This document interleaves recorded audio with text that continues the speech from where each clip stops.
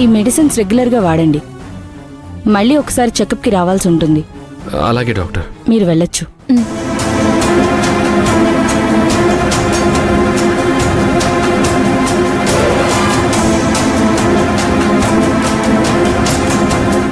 ఏంటిది? కడుపులో ఉన్న బిడ్డ చుట్టూ ఇలాంటి ఒక ఆరు ఉండడం ఏంటి?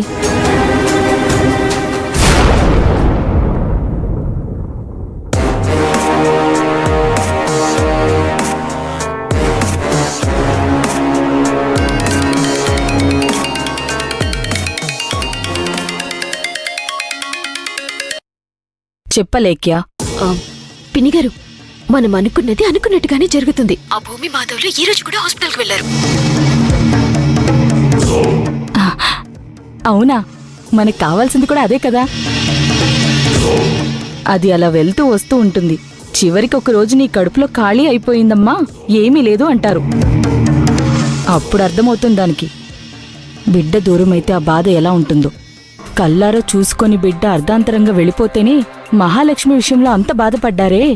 మరి కనీ పెంచి పెద్ద చేసి నిండు నూరేళ్లు నా బిడ్డ చల్లగా ఉండాలని ఆశపడ్డానే. అలాంటి నా బిడ్డ చావుకి కారణమైందది. దాన్ని బ్రతకనిస్తానా? దానింట్లో బిడ్డను పుట్టనిస్తానా? అసలు ఆ వంశమే లేకుండా చేస్తాను. ఇంకో బిడ్డ కనే అవకాశమే లేకుండా చేస్తాను. ఆ డాక్టర్ చెప్పింది కదా పిన్ని, ఈ మెడిసిన్ వాడటం వల్ల చివరికి జరిగేది అదే అని. చాలు పిన్ని, నేను దెబ్బ తీయలేకపోయానే అని చాలా బాధపడుతున్నాను. ఇంట్లో ఉండి కూడా నేనేం చేయలేకపోతున్నానే అని దిగులు పడ్డాను. కాని దూరంగా ఉండి కూడా అది జీవితంలో కోలుకోలేని దెబ్బతీశారు.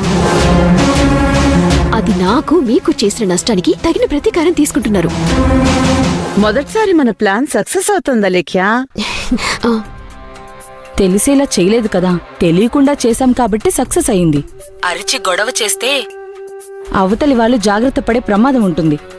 మనం చేసేది మనకి తప్ప ఎవరికీ తెలియనప్పుడు మనమేదనుకుంటే అదే జరిగిపోతుంది. నిజమే పిన్ని, నేను కాని ఆ రుద్రాణి గారు కాని అది చేస్తాం ఇది చేస్తామని ఎక్కువ మాట్లాడేవాళ్ళం. కాని చివరికి ఏమీ చేయలేకపోయాం.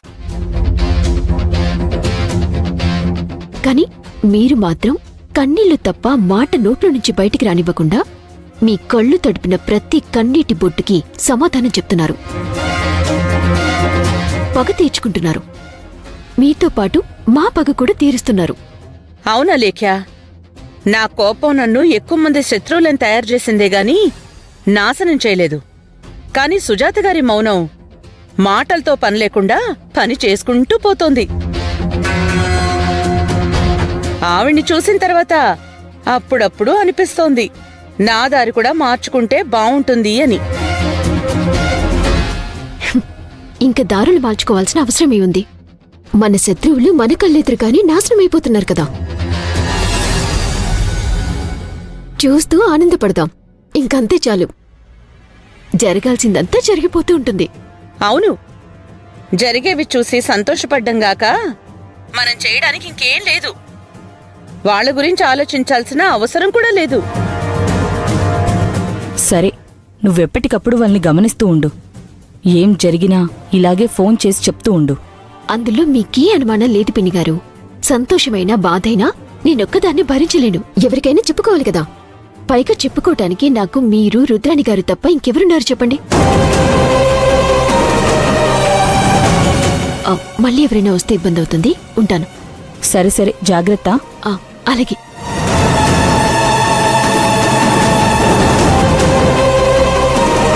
చూసావా, రెండో రోజు కూడా హాస్పిటల్కి వెళ్ళిందంట. ఏదో ఒకరోజు బాంబు పేలుతుంది. ఆ ఇంట్లో అందరి గుండెలు పగులుతాయి. చూస్తూ ఉండు.